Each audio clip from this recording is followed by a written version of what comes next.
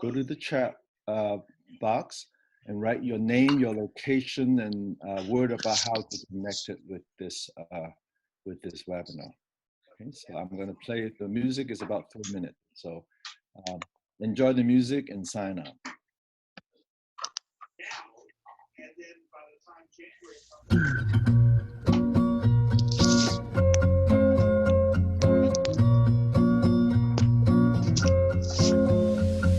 Set your troubled hearts at rest and let go of your fears, 'cause all of you are blessed. Your strings are faults and your tears. Saw Bill just joined us, so hold on for a second, okay? I'm gonna make him my host. Sorry about this. Where are you, Bill?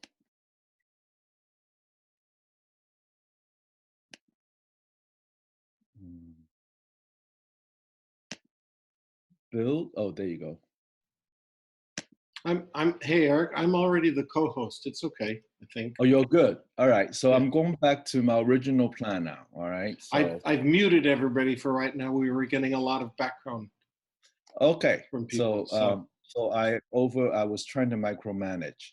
Sorry. I was late. Here we go again. All right, so enjoy the song.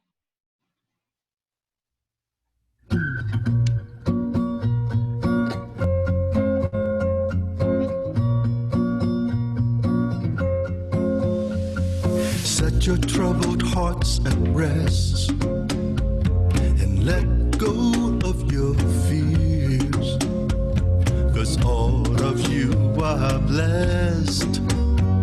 Your strings are faults and your tears, and let go of your fears. And let go of your fears. We've got everything we need, so drop your shoes and spears. Let mercy take the lead. Let truth and grace be your cheers, and let go of your fears. Oh, oh. And let go of your fears. Don't let fears kill your curiosity. Don't let fears take away your bravery. Don't let fears make you build dividing walls, 'cause in God's house there are many rooms, room for one and all. And let go of your fears. Let go of your fears. Hold on fast to what is true. That's how we persevere, and let our truth shines through, for dark times not welcome here. And let go of your fears. Oh, oh. And let go of your fears.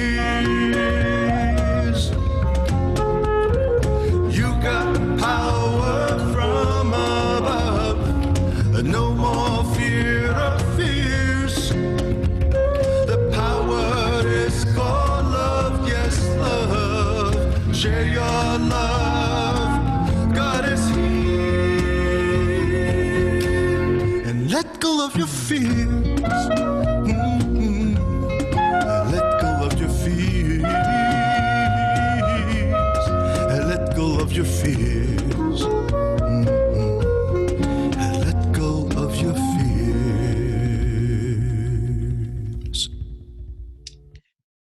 Welcome, everybody, to the webinar that we called Building Gracious Community in a No-Touch World.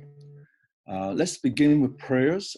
So I know you're all muted, so I will say it and you can say it with me, okay? O God of compassion and infinite connections, you said when 2 or 3 are gathered in your name, you are with us. Help us to know your presence as we create gracious community in this uncertain time.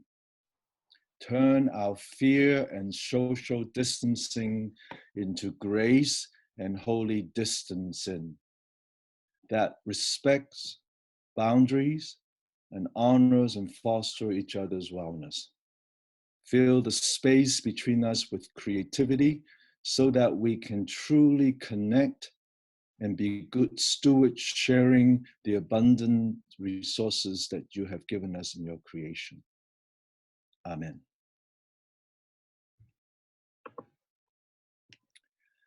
So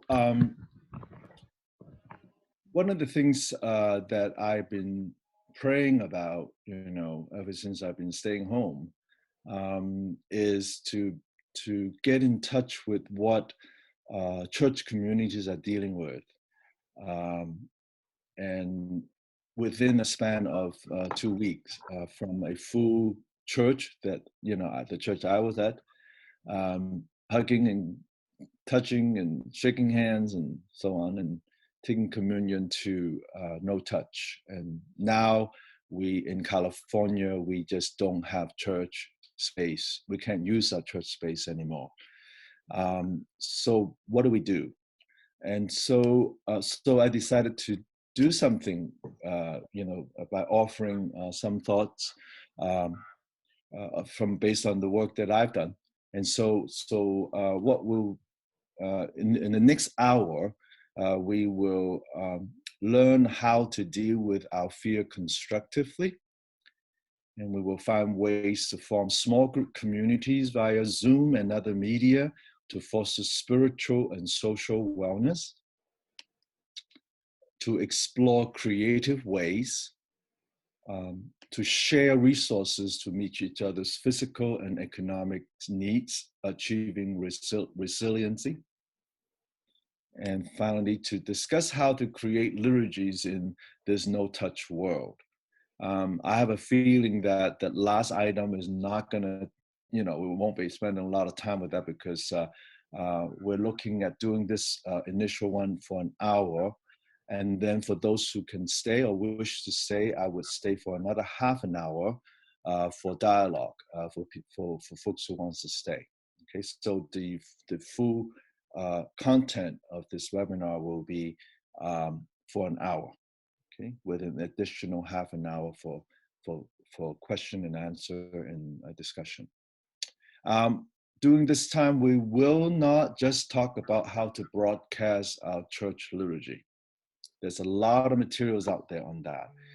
The Episcopal Church put out a really simple thing, how to live stream through Facebook and other media. We will not shame or politicize, and we will not be paralyzed by our fear. Because Jesus says, let not our hearts be troubled. Believe in God, believe also in me, because in God's house are many rooms. And the kind of rooms we're talking about is now, a lot of the times now, is not a physical room. So, so think about that, that there's always room in the way God has hold us through Jesus Christ. So let's dive right in on the fear concerns, right? Many of you know that I wrote a book called Fear Not, Living Truth and Grace in a Frightened World. That sounds like the perfect title for what's going on right now. And so in it, I dive in, the whole idea of fear and how it impacts us. So I'm just going to run through some really quick ideas. Having fear is not the problem. So don't feel bad that you're afraid. Avoiding fear is the issue. Avoiding fears is some of us deal with fear by ignoring it. So we go to the beach and say, okay, this is no big deal. I'm not afraid of this. That's not a fear is a good thing that we, that we need to pay attention to. some of us are so paralyzed by it that we just lock ourselves in, and that's not good either, right? So avoiding fear is the issue. And then if you keep avoiding it, then the fear of fear then create what we call a phobia. So pretty soon, if we don't deal with facing our fear, appreciate what fear does for us, signals us, then we will begin to develop a phobia, in our case, a phobia of other people. Okay? It can develop into that. So we need to stop that, right? So as we avoid the feeling of fear, then we avoid knowing the vulnerable part of ourselves. We don't want to see the part of ourselves that is not, that we perceive as weak. And the less we know about that part of ourselves, the less we're able to connect with other as whole person. Okay? And so phobia create a distance between people, destroying any possibility of creating a gracious community. Okay? So The Gift of Love is a classic book by Gavin de Becker, came out a while ago. And he said, the very fact that you fear something is solid evidence that it is not happening. Okay, so I am afraid that I'm going to catch the virus and get really sick. Unless I'm really sick at this point, that is not happening. I have the fear of that. Okay, so by acknowledging that, well, it's not happening right now, then I have time and I have space to address it, so we don't get paralyzed by it. So fear summons powerful predictive resources that tell us what might come next, not what is happening now. Okay, it is that which might come next that we fear, what might happen, not what is happening. Unless it is happening to you, that will be a different kind of a reflection, correct? So most of us, I think on this webinar, looks pretty healthy. So we have the fear of that, and many in our community have that fear. But that's the to calm that fear, to say it is not happening now. We're fearing that it would happen, might happen. So what you fear is rarely what you think you fear. It is what you link to fear. Okay, so you take anything about which you're afraid of and link it to the worst possible outcome. Okay, and when it is a real fear, it will either be in the presence of danger or linked to pain or death. When you get a fear signal, our intuition has already made all the connection. The best response is to bring that links to consciousness and follow them to the high state destination if they lead there. Okay, so for example, I have a fear that supply is going to run out, and I'm not going to be able to clean myself and do all the things I usually do, and I'm going to die. Okay, now how real is that? How imminent is that if we do the link, right? And that might stop me from going hoarding toilet paper and use my energy to deal with what really is important. Does that make sense? Right? So the practice of linking it to the ultimate, the worst outcome, will help us see how imminent this danger is. Therefore, we need to do something about it if it's imminent. And then if it is not, then we can use our resources to address why we have that fear and how we help each other with it. So to reap from fear the fruits of purpose, we must learn to face our fear by following it, probing it, tracing it, linking it to the most terrible destination. Okay? Only then can we see the wider vision of what fear is calling us to be and to do. And theologically, Jesus has took us all the way to the cross. Death, that which we fear the most. And out of that, we come out with the resurrection, a new call to ministry. Okay, so facing our fear, tracing it, getting to the cross is how we get, move through it, how we reap from it, and we fear then become an opening, an invitation to mine from it dignity and self-esteem with which we can face any adversity that come our way. And I will recommend that we do this in community. Okay, there's only so much we can do as individual. So we mine from our fear to discover knowledge of God and to discover seat of ministry. So here's the exercise to do it. Determine whether the danger is imminent and therefore require immediate action. So when you do the link, right? How many link does it take to get to death? Okay, if it's take a long time, long process, then it's not imminent. If it's only take a few steps, then it's very imminent. Then we need to do something about it right away. Okay, discern any unwarranted fear and therefore alleviate the anxiety that may trigger by the fear.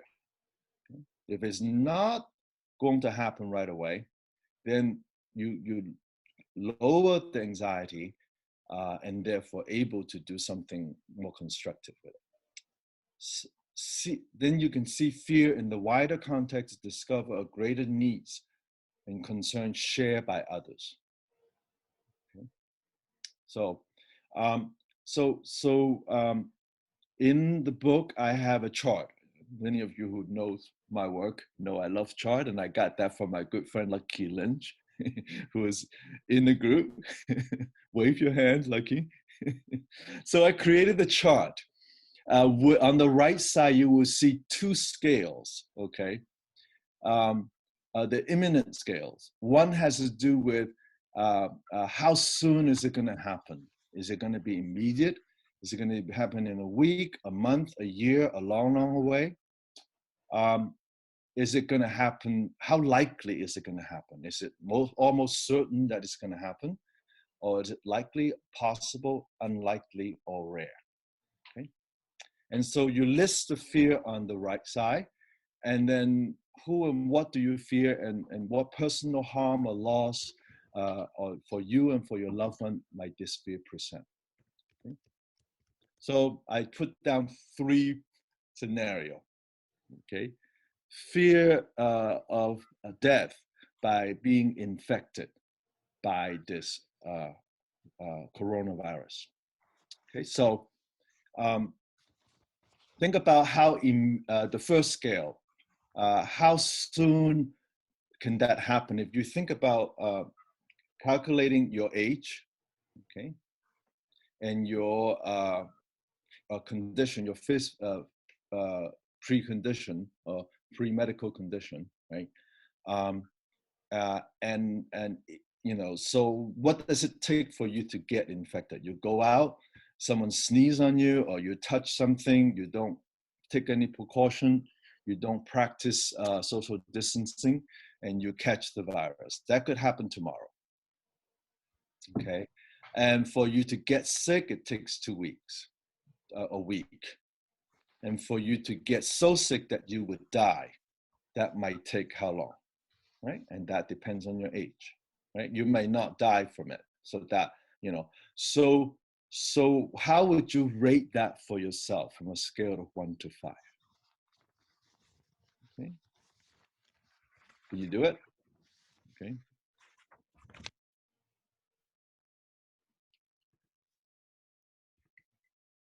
And then took the second scale. How certain it is that this is going to happen? Is it rare, unlikely, possible, likely, almost certain? Okay.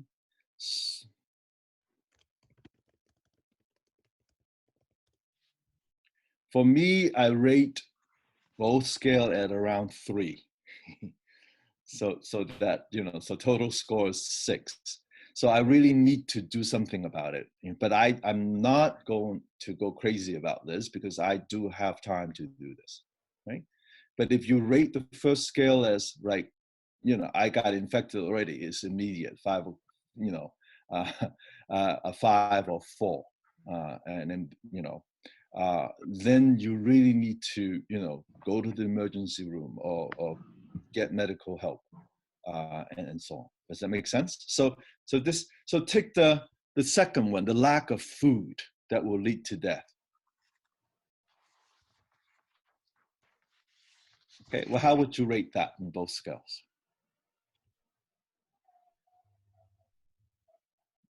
Okay, so for me, I say 2 and 2.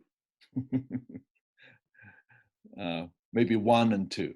Okay, so this fear is not going to kill me right away, and I need to, and I can really work on why do I have that fear?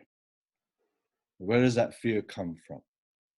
Okay, where does that fear come from? Well, because I was taught by my mother, who lived through World War II, who's seeing family die from starvation in China. So she taught me stuff about fear, about lack of food.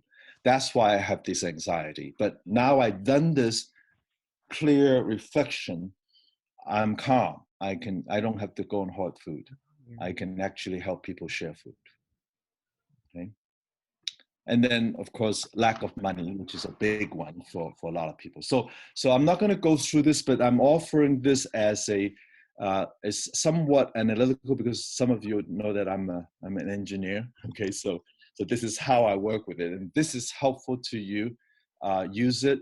If your number on the both scales are fairly low, that means you have time to reflect and pray and work with your community and to discover why do you have this fear, and lower the anxiety, and then addressing the real issue. The real issue always for me is lack of community or the needs for community of support. Okay. So if you want to know more about the whole thing about fear, dealing with fear, the book Fear Not is available. Most of you know that I practice the respectful communication guidelines, and I'm going to engage you in some conversation in small group. So I need you to affirm the respectful communication guideline. We're going to do it very quickly. I'm just going to read it through. Okay, I invite you to take responsibility for what you say and feel without blaming others. To use empathetic listening, be sensitive to differences in communication styles. Ponder what you hear and feel before you speak. Examine your own assumptions and perceptions. Keep confidentiality and share constructively to uphold the well-being of the community. And trust ambiguity because we're not here to debate who is right or wrong. Do we have an agreement to uphold these guidelines together? If you agree, you can wave like this. Wait, who else? 1, 2, 3. All right. So now I'm running through these quickly. I know many of you already know how I do this, use this, and I'm going to connect back later on why we do this and how do we create community. The respectful guideline help lessen our fear in terms of social interaction and allow us to really speak our truth when we gather. And the second tool is mutual invitation, where you invite each other to speak, and when you're invited, you can share, you can pass for now, or you can pass, and then you can invite someone, and we do that till everybody is invited. Okay, so most of you know this already. How else are you connected with this webinar, right? If you don't know this, just you can read up on it and so on. So what I'd like you to do is experiment with this Zoom platform. And Bill is going to put you into small groups of 5 people. And I would invite you to spend 1 minute answering all of this. Your name, I'm from, one significant impact this pandemic has on me is, one thing I would hold on to during this crisis, and one thing I would share during this crisis. I know 1 minute is a very short time. You can go on for half an hour each at least, but I want you to get a taste of how this platform can work in a small group conversation using mutual invitation as a tool. And I'm hoping that someone in each group will know exactly how has done mutual invitation and are able to help the group to practice this. Okay, so just very quickly complete these sentences and share within a minute, and we'll call you back in 7 minutes. Okay, so Bill? Eric, you need to make me host in order so that I can make the breakout rooms, or you need to make the breakout rooms. Okay, here we go.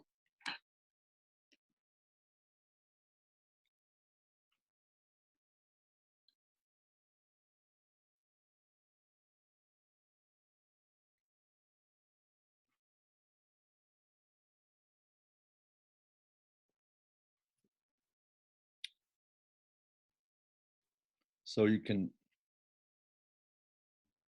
Folks, I did that wrong. Okay. Your breakout rooms will be closing. I did 5 breakout rooms. They're going to be way too big. Instead of breaking people into groups of 5. And unfortunately, I can't rush the process. We're all learning, aren't we? Yeah, so what is he doing now? He's trying to put everybody in 5 groups? It's all breakout rooms are going to close in 30 seconds. And we'll start again. Sorry. So you have time to think about how you will complete these sentences. Okay, they need to be short, I know.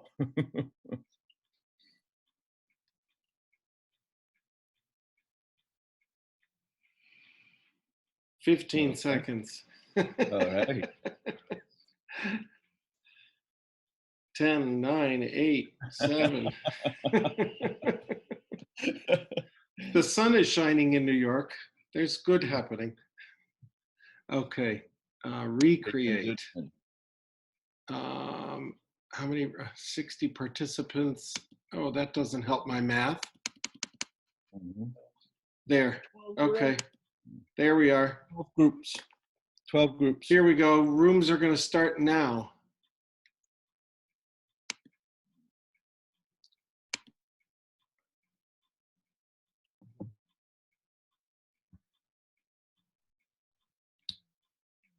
Okay. Should I join one, Bill? If you'd like to. Yeah, let's see how it works.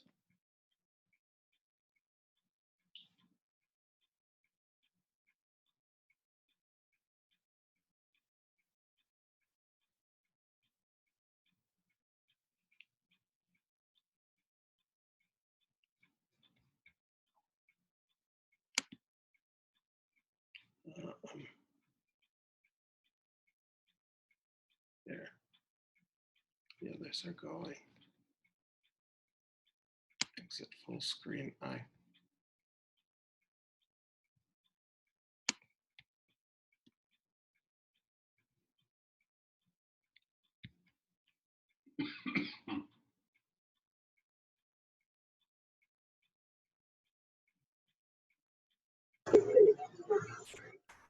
Mark, are you having trouble joining a room? Keith, Cindy, Karen? You haven't joined a room.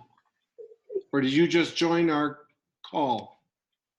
No, I just joined the call. I just joined the call.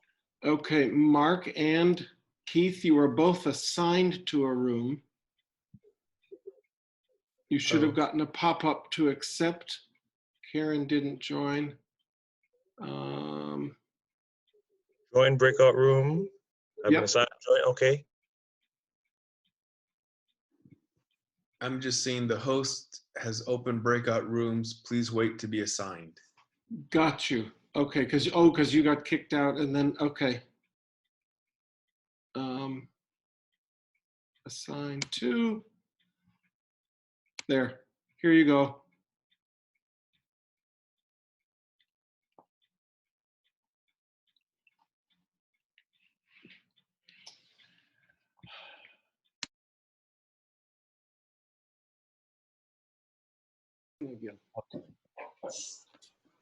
So welcome back, everyone. I need to apologize that the first part of this was not recorded. Yes, it And, was. It was? Yes. It was? It's good for you. Yes. You know, Bill, that's true. All right. That's why we need teams. Okay. This is why Bill knows what he's doing. Is everybody back? Yes. Everybody's back. All right. The room's closed. So, can you see my screen now, everybody? Yes, yes. So I'm going to move right on, and I'm now going to circle back and talk about the medium of what we just did. Okay, so this is a poem by Brother Richard. He's an Irish priest. And what I would like to do is to read this, and as you can follow along, reading along, you can just visually follow along. Okay, so Lockdown by Brother Richard. Yes, there is fear. Yes, there is isolation. Yes, there is panic buying. Yes, there is sickness. Yes, there is even death. But they say that in Wuhan, after so many years of noise, you can hear the birds again. They say that after just a few weeks of quiet, the sky is no longer thick with fumes, but blue and gray and clear.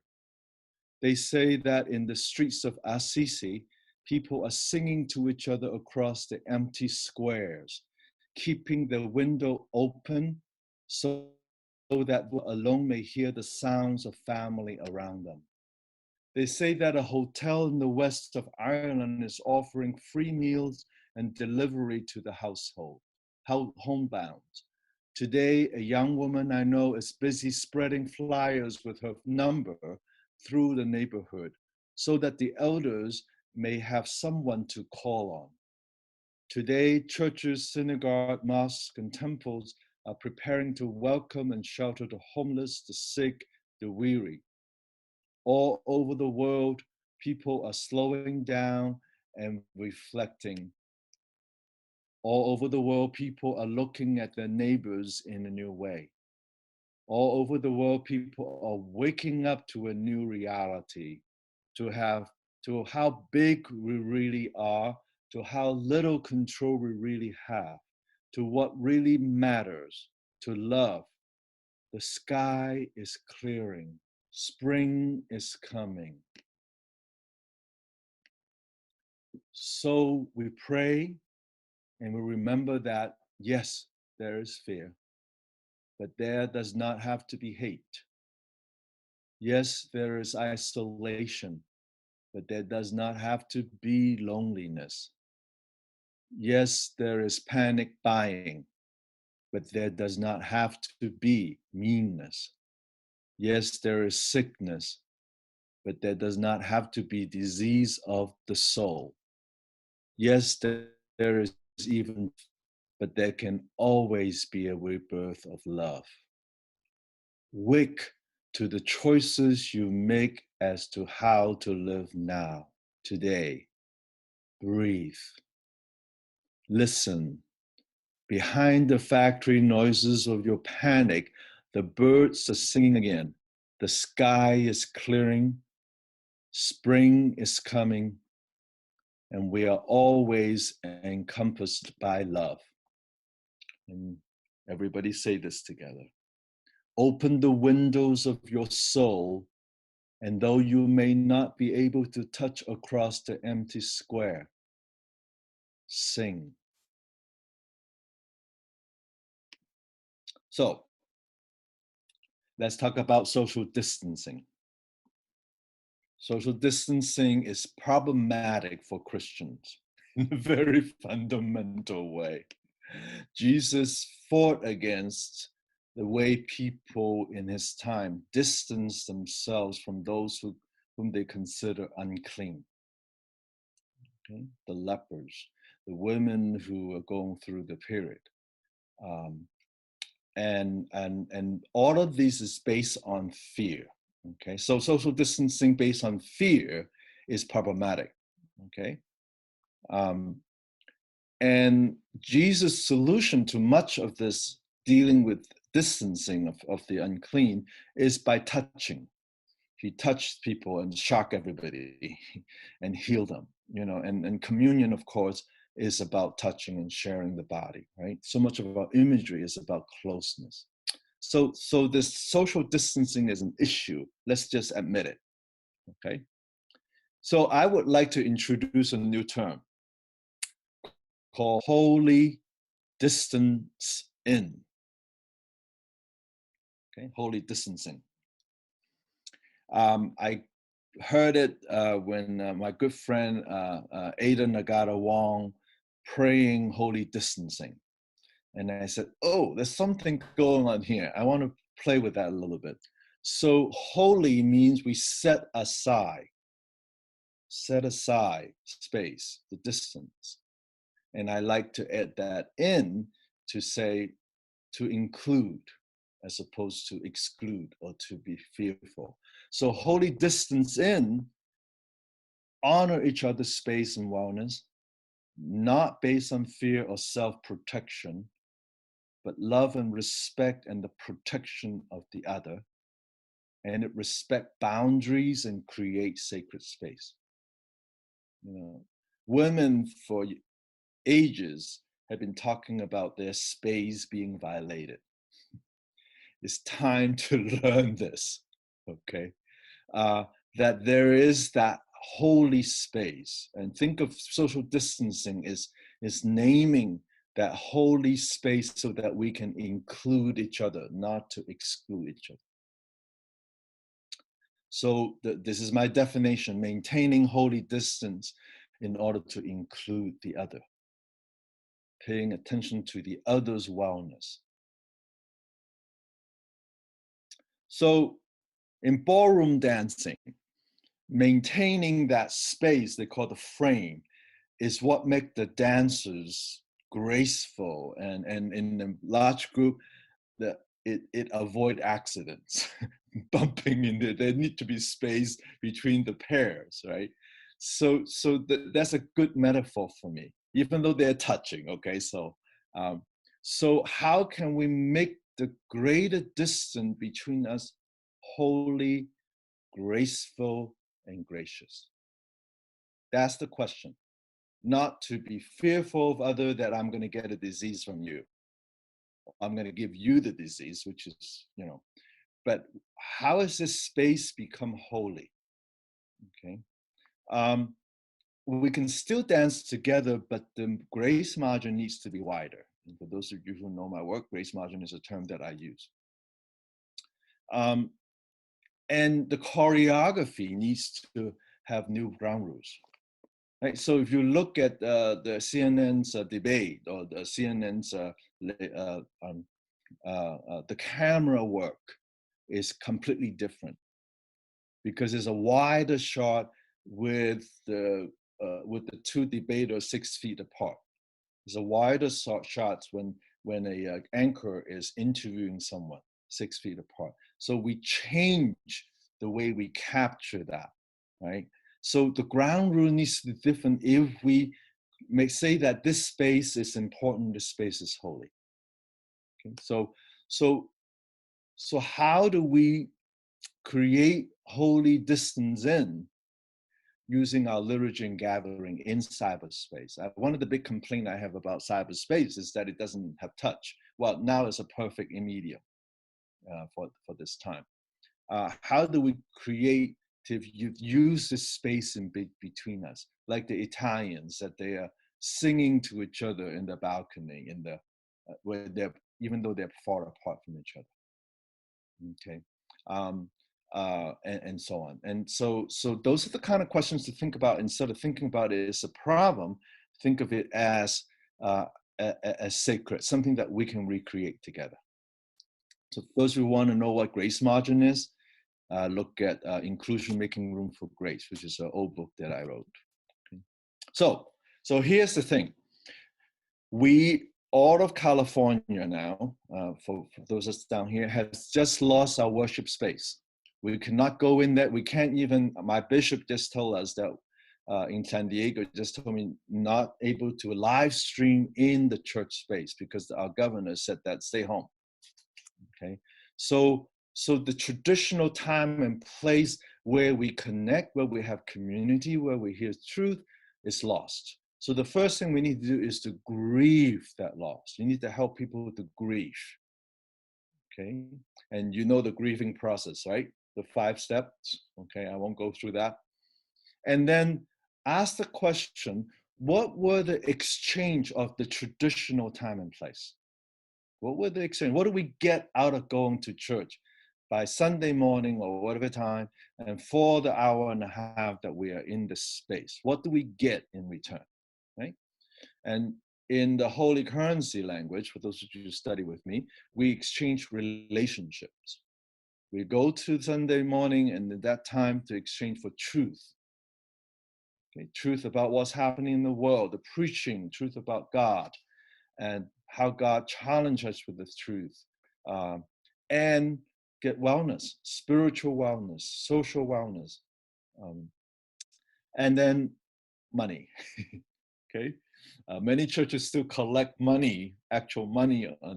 You know, a lot of churches using electronic to get the money, the financial wellness of the community. So those were the exchange. The question then is, how do we accomplish the same exchanges in a no-touch world without our currency of space? Okay, how do we achieve relationship? How do we achieve listening to the truth, sharing the truth, responding to the truth? How do we achieve spiritual wellness, social wellness, financial wellness, and so on? Okay. So those are the questions to ask. Once you accepted the loss of the old paradigms of the space being the key place where we have community. So the first thing to do is to rebuild your relationship network from scratch. Okay. I'll repeat this diagram real soon. So the first thing most church did was, let's live stream what we have going on in church, and basically using the medium to mirror something that we usually do in church space. The issue with that is that this is using a mass media approach. This is a one-way communication. It's good for sharing some truth and a little bit of wellness. Okay, and this picture is perfect because it's an empty church. Okay, and I am laughing.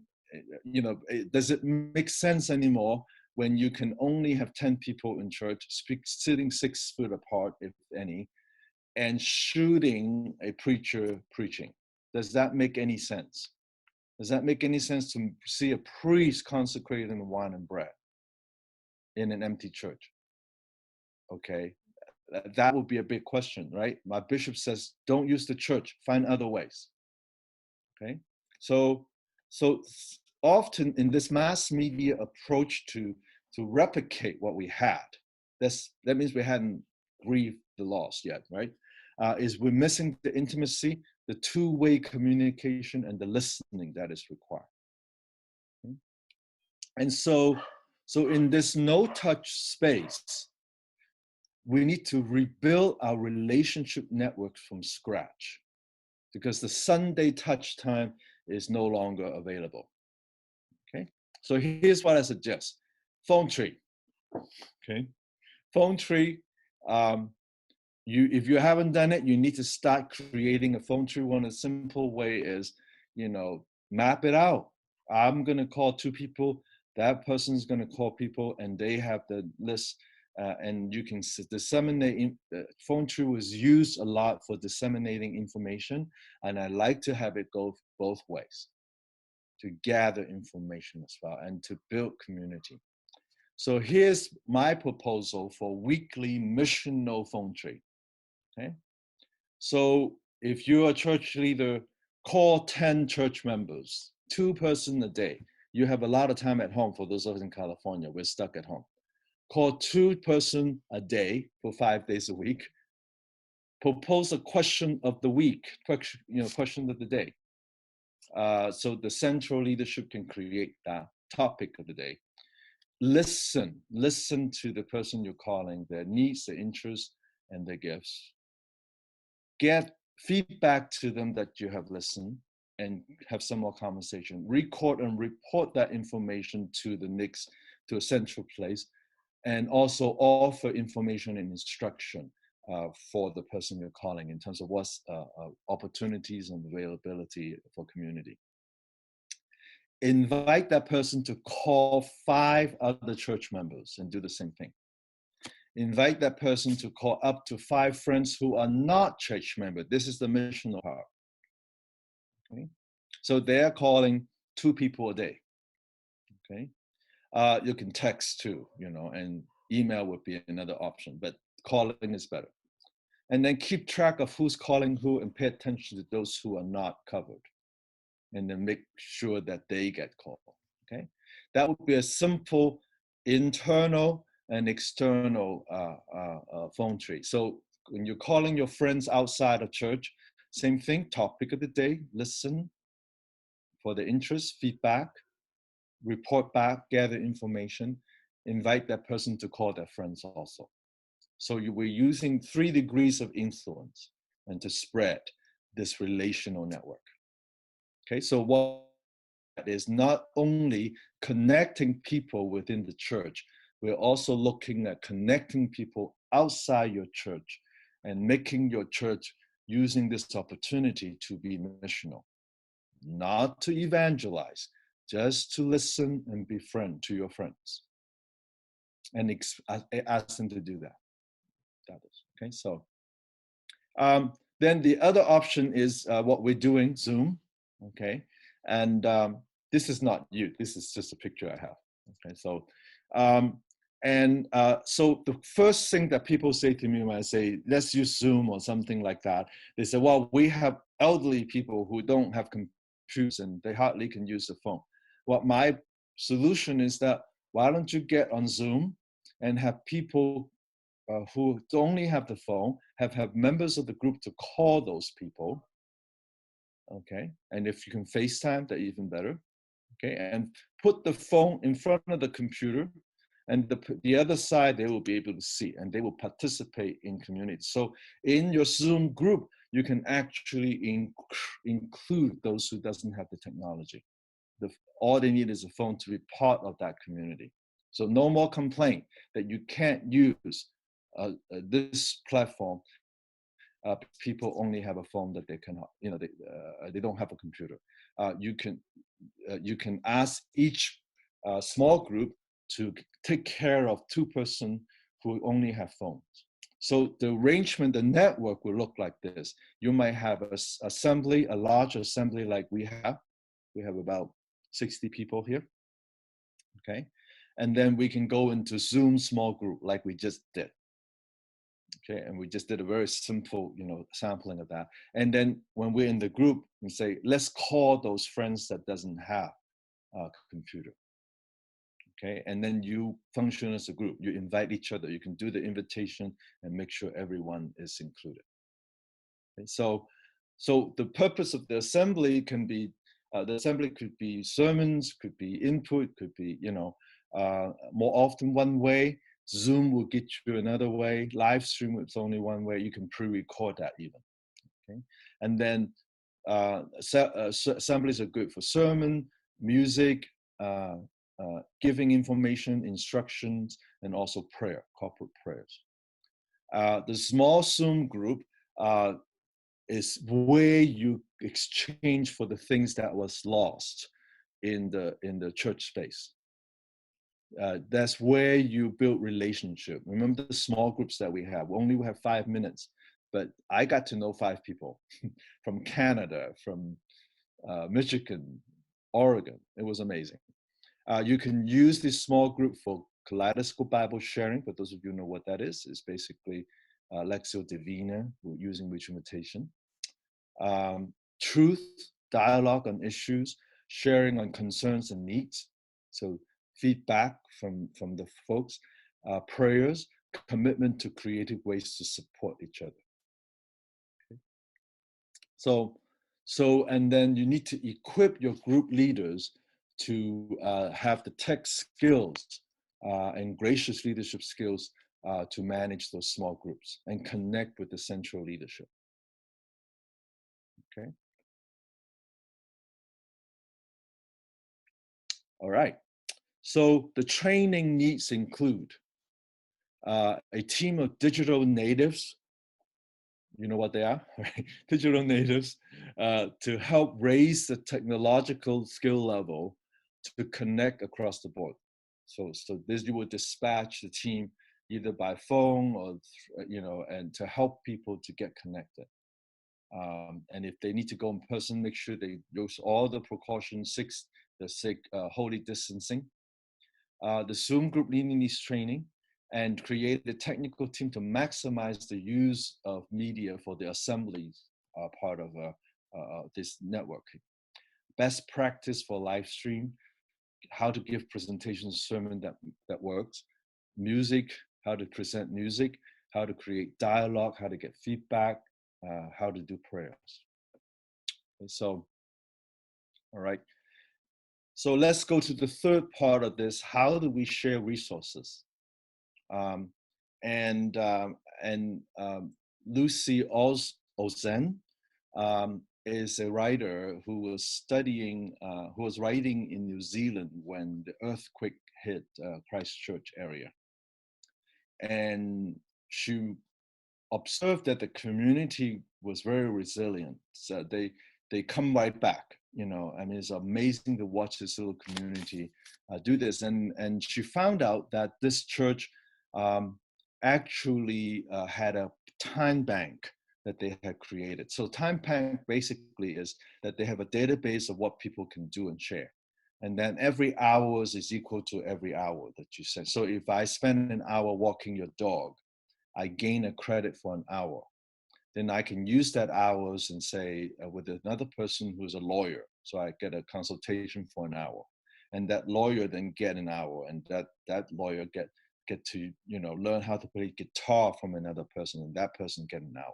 And it's a very simple concept. You can look it up, just Google time bank. There's actually a database you can get. Okay, so Lucy did this TED talk, and I'm going to share you a few minutes of it after she described the time bank.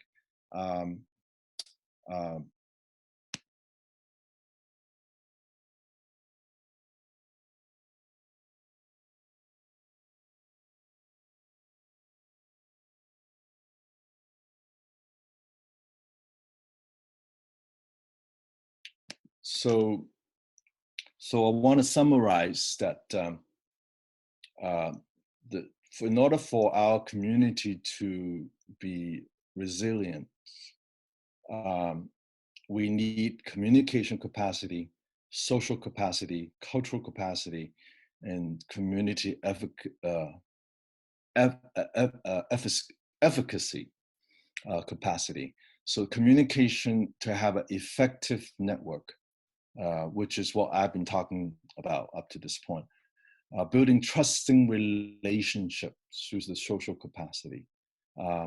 And then share values and fostering wellness, how we do it that's a value that we share, in the cultural capacity. And then the belief that we work together to solve anything, to solve problem. And I would like you to think about those four capacity as we are living through this. And it's too late to start a time bank if you don't have one, but it's certainly not too late to work through the four capacity to begin with the communication capacity. Okay, so start a time bank in your area if you don't have one, right? Start with just your members and talk it through. And that really requires you to know who has what skills to share, right? And so I like to kind of modify my holy currency model to target holy resilience, which I believe that for community to get through a disaster or living through it, we also need all 6 of these currencies, okay? We need to have the currency relationship, which is what Lucy was talking about, the effective relationship network. Out of that, we get, through the relationship network, we get the currency of truth. We know what the needs are. We know what the gifts people have to offer. You connect the gift and you connect the need. You create ministry, you create wellness, okay? And then the truth will tells us how to use our money, how to use our time and space, creating new space like cyberspace, and how do we use our gracious leadership. And then those 3 things plus relationship will help us create physical and social wellness, physical wellness, social wellness, financial wellness, and spiritual wellness. And all of those comes into play. That will focus back into currency of wellness. Okay, so that's another way to look at how to be a resilient community to foster physical, social, financial, and spiritual wellness by moving and flowing the currencies that we have, beginning with relationship. And in order to do that, you need gracious leadership. So that's why I talked about leadership training to build that network that you need, badly needed now, so that you can move through the cycle to get the truth, to mobilize the other resources. So we have the same amount of money, food, and resources yesterday, today, and tomorrow, right? The difference is whether there is enough. The question is whether there's enough depending on how we think about these resources. Do we think about these resources as scarce, so they're out of fear, so therefore to hoard and, you know, we have fear for others, develop phobia of the others, or do we think of these resources abundant despite our fear? Okay, so it's the mind rewiring of our brain to think abundant versus scarcity. In order for us to get through this, we need to start helping people to think abundant. Okay, how we flow the resources that we have. Okay, because there's the same amount of resources yesterday, today, and tomorrow. There's the same amount of toilet papers. Okay. The reason why we are running scared is that some people are taking hundreds of these and keeping them in the closet. Okay. Same thing with money. Okay. I just found out my sister had access to thousands of masks, medical masks, and she is sending them out now to people who need it, to organizations who need it. So God says, today I have given you the choice between life and death, between blessings and curse. Now I call on heaven and earth to witness to the choice you make. So, that you would choose life so that you and your descendants may live. This is the moment we need to choose life. Just like Israelite, as they enter into the new environment of Canaan, okay, the new space, new rules. The choice is we can go the really cursing way and think scarcity, or we can think abundant and choose life. Same thing, we're moving into a new way of being, at least in the next year, okay? The choice we make is important, and to help other people, your community makes those choices to choose life is important. So if you have a relationship network, based on the listening of your relationship network, you can do an inventory of time and talent and resources. And then based on that, you can create something like a time bank, a talent bank to share your resources. Who has what? Who knows how to do what? There's sewing machines around our Episcopal Church, the author guilds. They all know how to sew. And the hospital needs masks and gowns because we're running out. So why not mobilize our author guilds across the Episcopal Church to make gowns, holy gowns and holy masks that we can offer to our hospitals workers? Why not, right? We have the talent, there's the need. Let's make that bridge, right? Create a church emergency fund that people can tap into. People are losing their jobs. People can't pay the rent. People can't pay the mortgage, okay? The government is sending me $1,200 or something like that. I don't need it. I'm pretty okay. Ask your church members and their friends, if they're not needing it, put it in one fund and have a process for people to tap into it for those who need it. Okay? Create a community food bank and a safe delivery system. Okay? A way to do this. There are food out there. What's missing is a delivery system. That's where the new jobs are going to be. Okay, and we're not creating jobs. We're not thinking about creating jobs. We're only thinking scarcity. People are losing their job. Well, we can create jobs, have people sew masks, make gowns. We can create jobs by teaching people how to be safe and deliver food and necessary for the shut-in, because a lot of people are going to be quarantined. Okay? So create a job creation distribution center for people who can offer jobs and people who are looking for jobs, making the community needs and the people's skills, making the connection and create jobs. If your church started doing that, if network of churches started doing that, then you begin to become a community that create a culture of resiliency together, that create that network that can solve problems together. So gather the resourceful people in your church and in your community and invite them to be gracious, to be generous, to think abundance. For example, talk to all the landlords that are people who own properties. Have them give the tenants a 3-month grace period. I just did it with my tenants. I have 2 properties. I said, don't worry about it. 3 months. If you have to move out after 3 months, it will be a loss for me. It's okay. If you get your job back or work something out, we can work out a payment plan. I am not going to evict you, because evicting someone now is stupid, because I'm not going to get another renter. So well, you can explain that to all the landlords that way. Okay, you have an empty house. Why are you evicting people?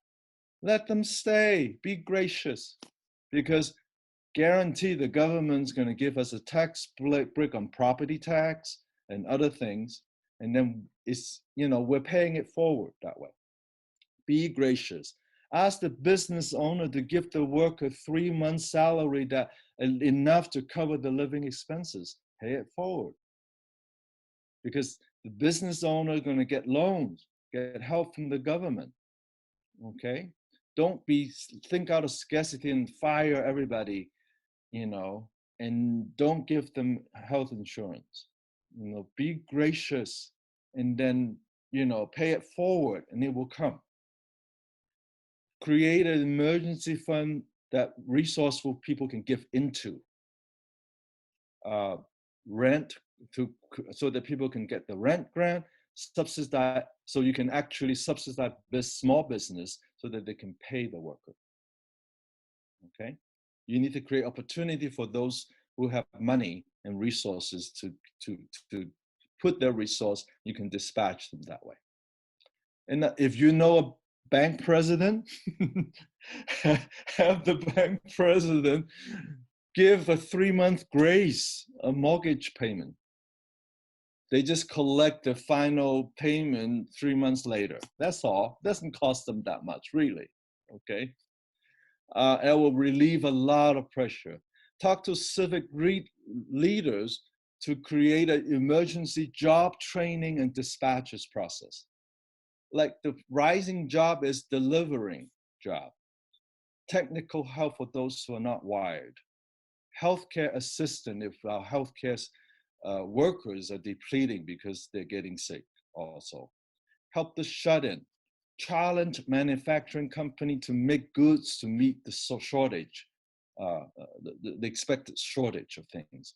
Or create creative industry or the manufacturing, like getting people who have machines, sewing machines to make protective gowns and deliver them safely. You know, make those long cotton swathe. How hard it is to make those. I can make those.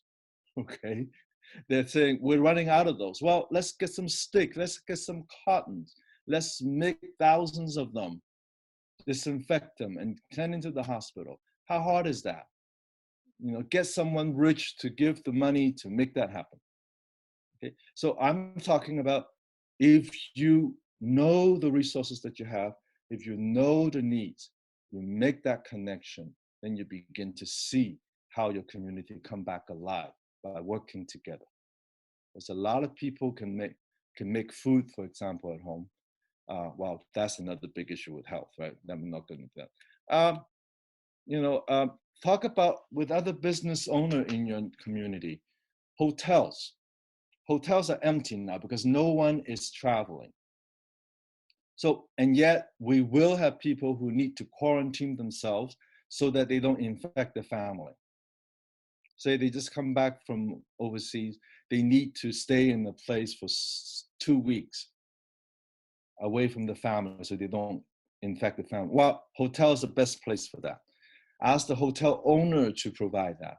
Hotel owners can also provide space for not so sick people that needs hospitalization so that we can free up the seats in the hospital. Okay? Church space can do that. Food people, you know, how you know, there are restaurants that are closing. What did they do with all the food that they were supposed to serve today and tomorrow, this week? They're gonna go bad. Talk to them. How do we make these food available for people who need it? Retails, what else are you willing to offer that are sitting on your shelf that can help our community? You got to have relationship first. That's the thing, right? Have your relationship network with both the needy and the resourceful, and then you begin to be the engine that drives the resiliency of your community. So, and I'm just going to end with just quick thoughts about worship. Large assembly, how do you do live stream or pre-recorded? How do you help people to do individual devotion, family and household devotion, and small group internet group, and eventually small in-person groups? Okay, those are the different things that you want to think about. I have heard many success stories now about daily prayers using the Zoom platform.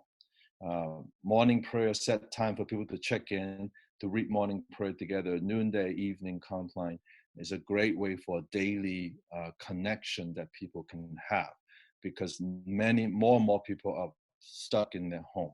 Okay? So, and that's a great way to start your network. Some thoughts of in-person liturgy when we get to it. Incorporate the act of washing hands as the beginning, during, and the end of every liturgy.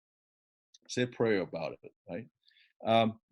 Liturgy, instead of the baptismal font, has soap and hot water. Everybody wash their hands before they come in.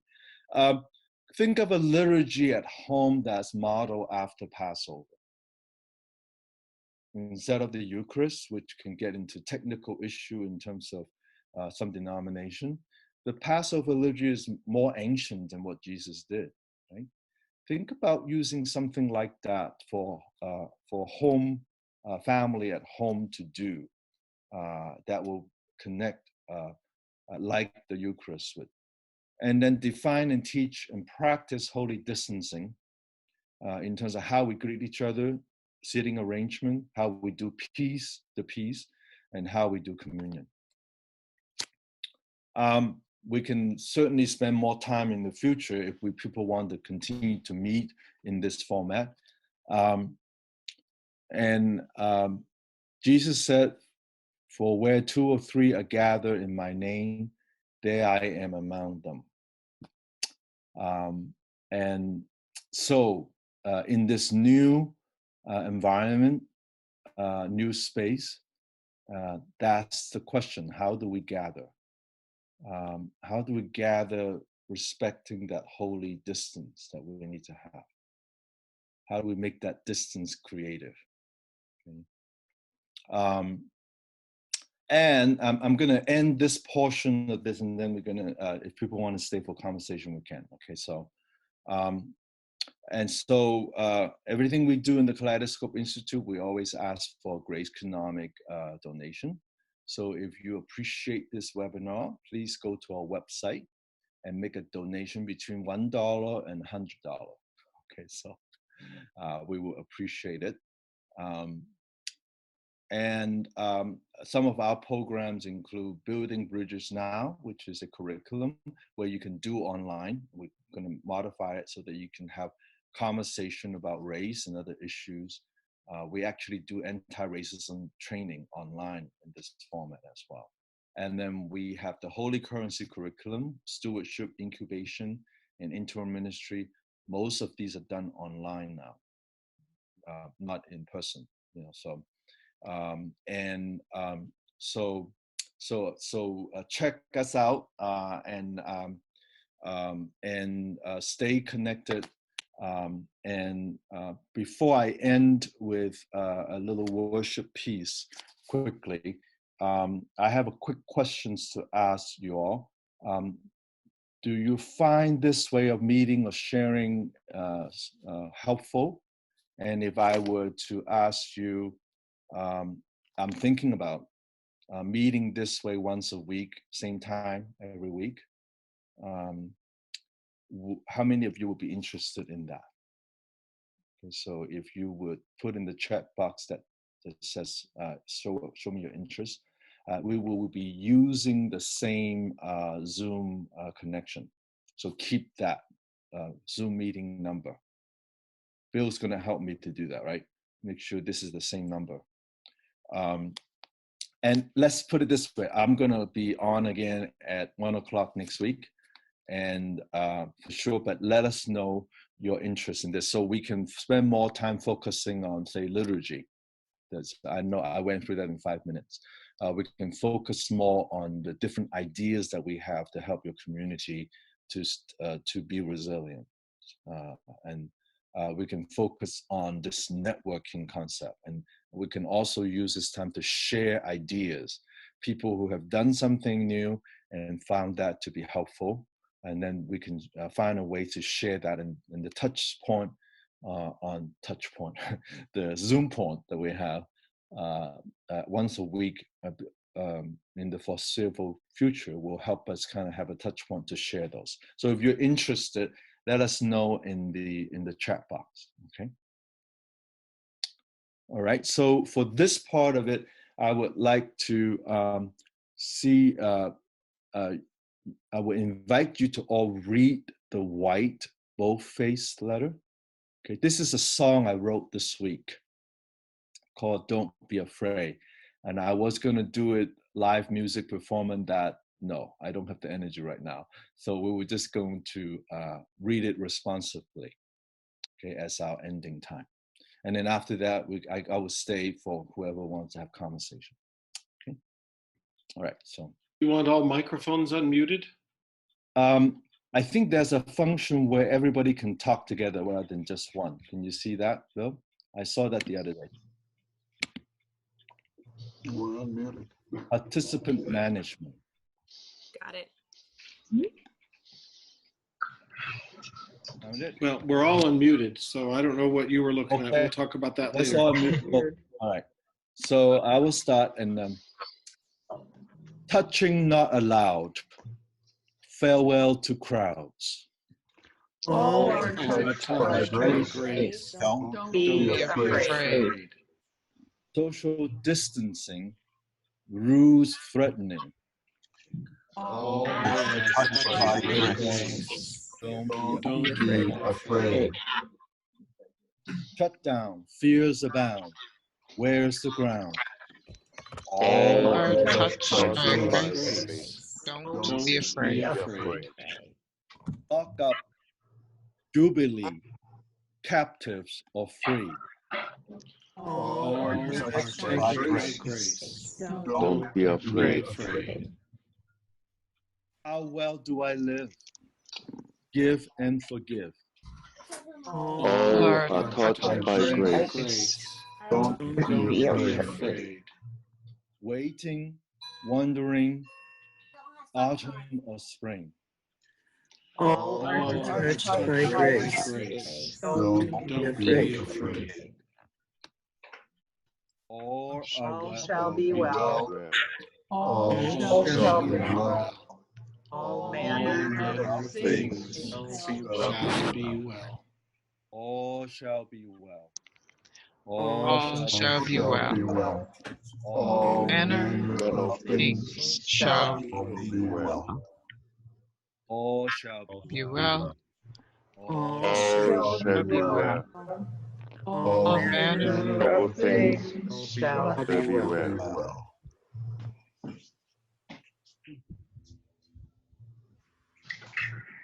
Thank you. Thank you. Thank you. Thank you. For those of you who needs to go, you may just let us know on the chat box if you have your interest. And then for those who want to stay, we can have more conversation.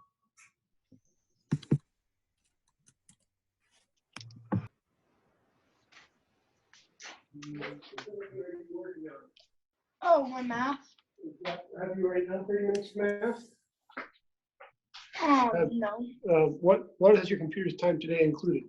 Prodigy. Which is and what? Now What is Prodigy? Eric, do you, who is that Yes, speaking? I have to Who is defeat speaking? monsters There's a and lot no of people. How long have you done this? There, I think I got it. So, how many? Do you want this to be recorded or just free form? Let's. If people okay that we record this, might be interesting to record this portion. Okay. So. Okay, it's still going then. All right. So if you have a question, you can do either typing in the chat box, and we'll keep track of that, and we'll answer that. You may also raise your hand, and don't everybody talk together. Okay. So and unmute yourself and share.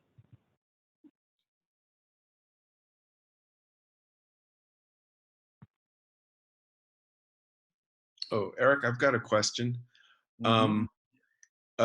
For the song, the last song, Mhm. there seemed to be less feedback than I've heard in other Zoom meetings when we've tried to do multiple voices. Mhm. Was there something that you did differently, or did? Or, That's what I was asking Bill to do. I discovered a button that says there's a distinction between just one person talk at a time to people can interact freely. And I think that might have been the button that we push. And that will make a liturgy much better in terms of, there's still a little delay, you know. right.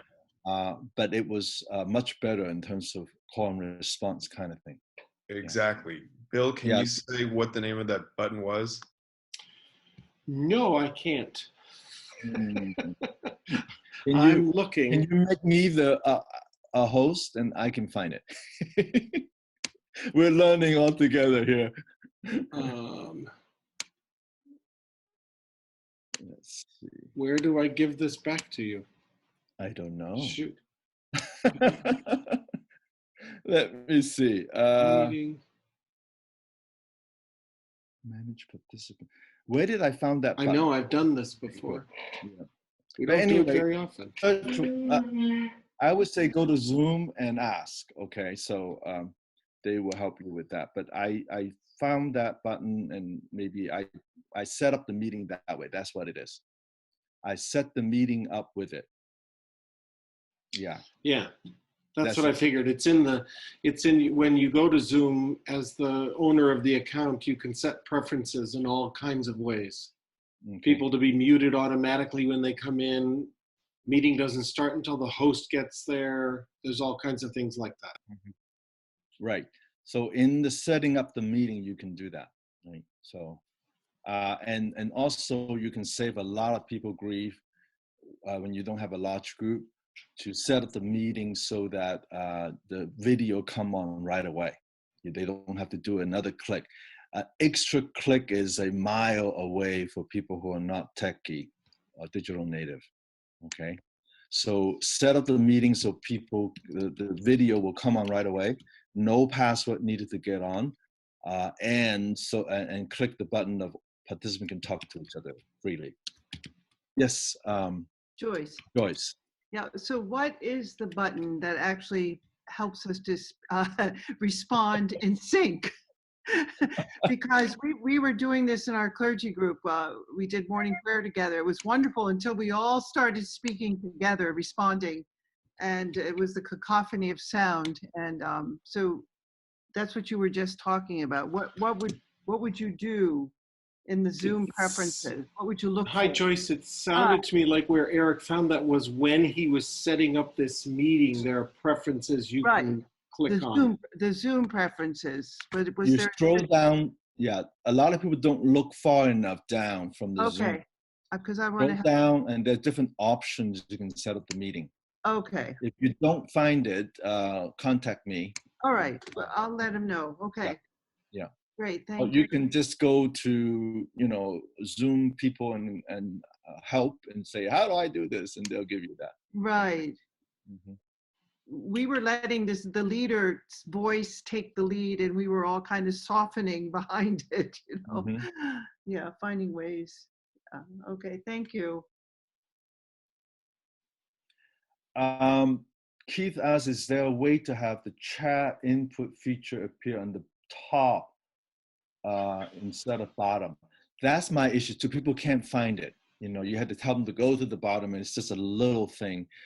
We haven't found a way to change the format of that yet. So, but that will take some orientation of your group. Okay, so. And Keith, just to make sure, do you mean the choosing of the chat function or the chat that appears on the side of the screen?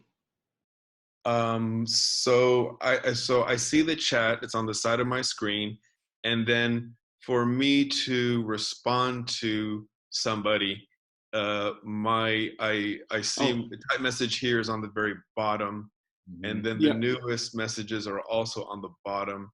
And I was wondering if there's a way to flip it so that the most recent chat messages are on the top, as well as where type message here is also on top. Right. I better understand your question, and my feeling is that that's the way Zoom sets it up. I've never seen it appear the other way. I've never been in a Zoom meeting where it's gone the way you're asking for. Yeah.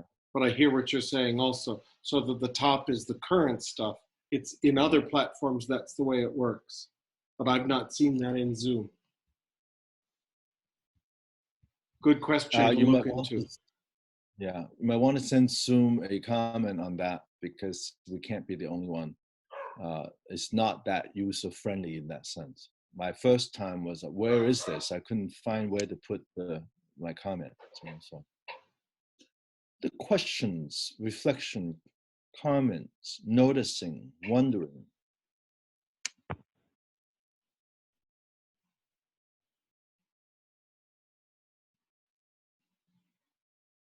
I'll mute myself. I discovered this morning when I kept getting kicked out of a meeting that I had used the link that I had sent to people with the email invitation to get in. Mm-hmm. And they kept thinking, Zoom kept sending an email, which I wasn't seeing because I was in Zoom, that I hadn't gone to the meeting, that I wasn't there, but I was there. So it kept ending the meeting. And we kept dialing back in, and it kept ending the meeting because the host wasn't there. So you actually have to go into the Zoom website where you set up the meeting as the host to go in. So that was a hard lesson to learn this morning. Okay. Mhm. There's a lot more to this platform that we haven't really explored, but what I share was a very basic that you can start imagining what an actual liturgy might look like beyond just someone reading morning prayer, you know, and people joining in that way, which is fine. I mean, there's a lot of people find great spiritual wellness from that, you know, but to maximize this medium, you want to think visually as well. Okay, so if you add visual images to morning prayer, that could be it's a lot more planning, but it would be really interesting to explore that as well. Okay, and so you can actually create the liturgy of the word, for example, with in this platform, like in this way, someone can read the lessons and another one will read the Psalms, and we can figure out a way to do that responsively, and then another person read the gospel, you know, and you know, and if you need to text up, then don't just do the text, do something with some colorful stuff with it too. Make it and so what most people do is just simply use a new medium to mirror the old medium, which does not work very well. You need to maximize what this medium can do. Okay, so you saw that when you were in small group, how intimate that can be. Maximize that. Do a group of 6, no more than 8, kind of. Create community that way, and then have a way those communities to connect, either in the larger platform like we just did, or then they can have a different Zoom account where they get together regularly on that. True community does not happen in this large format like this, even in this size group. To really have people get to know each other, needs to be in that format. That's why you know, that when we finally learn how to do these chat room, this medium comes alive for what we wanted to do when we do training, and we need discussion time and we need reporting time. So, okay. Eric, I really appreciated the flow of this event, and especially I've been in a number of Zoom meetings in the last couple of weeks, and many of them are problematic because there isn't a coherent structure. And so I really appreciated the way we moved in and out of content, moving into the small groups, the way the PowerPoint worked. I thought it was very elegant. It got a little harder after the first hour, Yeah, I know. which was very good to notice. About how we set those parameters. But this was very engaging, and I just commend you. Lots of good learning, very, very helpful stuff. Thank you. Yeah, I most of you know that I always try to do too much, yeah. So it should have been 2 of these. You know, the first hour and then the second hour. Take this material from the second half an hour and expand it. But what I didn't get to share is that you actually show video, which is what I did. There was a glitch in that. I embedded the video in the PowerPoint, and the video somehow is too big, and so it took a long time to load. So I switch over. Always have a plan B. I switch over to just playing it on my video player on my computer. So there's a break from my PowerPoint to bridging over. But that was okay, I hope. But that's a good way of using this medium as well. There's a lot of video. You don't have to create the video. If you do that, that's even better. You can find videos you can use as discussion point, or there's all kinds of video out there that you can use, TED Talks and stuff. And that's another form that you can gather community, watch something together, have a conversation, and pray. And that will be great half an hour together while we're stuck at home. You know, getting that connection every day is, you know, really a life-saving thing for many people. Mhm. Mhm. Okay. I had a couple comments. I've been waving my hand, but I'm not getting anywhere. Can you hear me? Yes, I can hear you, but I haven't been looking because I'm trying to find answers to those other questions. I'm over on my other screen. Sorry, not a good host. Get with the program, Bill. You got to be able to do 6 things at once, not just 4. Anyway, a few comments. I've done a fair number of Zoom meetings. We find 90 minutes is about max for people, just because of the kind of format. So that's, but our transition team at the church where I'm serving right now is going to try its first Zoom meeting next week. We have one person on the team who's younger than I am, and everybody else is older. And so the person who's the chair of the committee and I met a couple of days ago, and we did some coaching about how to use Zoom. And now she's teaching everybody else how to use it. So we're hoping it will work. And Eric, what I particularly appreciated today was that idea of just ask people to call one person from the church and one person not from the church every day. I thought that was a really neat way of being intentional, building connection, and then having some kind of thought or theme or topic or question for people to respond to, so that there's a kind of continuity about that. So I'm going to take that next week to our staff meeting, which our staff is also meeting by Zoom next week, and see what people think, and if we can set something up with that with a bit more intentionality. We've been doing the phone tree kind of thing, but this would just, I think, connect it in a different way. So thank you for that. If you just say set up a phone tree, people would use it in terms of utilitarianly. You know, that let's just give you information. I call you to tell you stuff. What you need to train people and shift the mindset today is that this is our principal network of how we connect.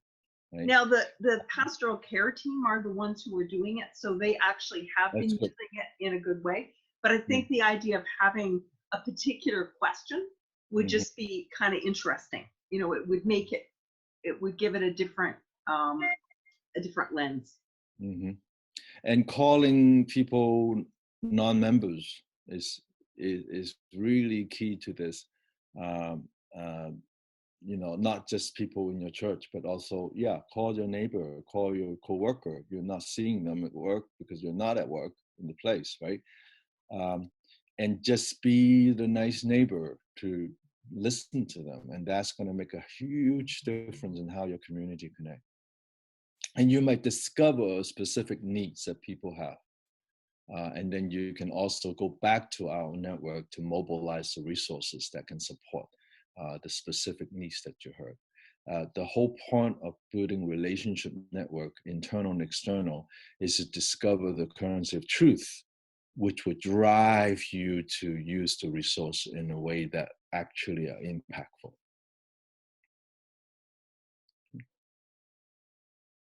I'm noticing one thing that I hadn't expected, and that is, as I look at the faces that were in the room, there are people that I've had significant experiences with that I'm not going to talk to or get to say hi to, like Peggy and some others. And I think that phenomenon is worth mentioning as part of the orientation for the experience, because we're not going to be able to, and maybe it's part of the loss and grief that you talked about in terms of adjustment, but I've a very interesting visceral experience not being able to touch or talk to everybody. So now I'm an extrovert, so that may be different for other people. Well, I get fed, you know, when I'm preaching, when there's a crowd, you know, that the response, even though I do interactive sermons, so So I really get energized by that. So I'm going to really grieve the loss of that. Even in this medium, you know, I talk for over an hour, in case you didn't notice. I hope I wasn't boring. But I sense some feedback, but it's not the same. But I had to grieve that loss. And then I'm looking at the chat and the comments that people kind of commentary as we go, which is kind of nice to have that. You know, so, but I have to work with that as well, and every one of us has to, you know, figure that out ourselves. You know, and I think, you know, I will really miss preaching the old way in the space, and I also miss performing in terms of music as well, and engaging people in singing. For those who've seen me done that, and I will miss that greatly, because this medium does not lend itself for good singing. So a little commercial, go and get my album if you hadn't done so. Okay, go to, if you have Spotify, you can get it free. Just listen. Every time you listen to one of my songs, I get a penny. So. Are you planning your vacation then? And the song I shared is already got music, and I'm planning a new album, and I think that might be my way to share music more now that way. So, you know, so we'll see. Okay. All right, I think people are fading out. So if there's no more questions, so let's just set a date that we will do one again next Friday, all right?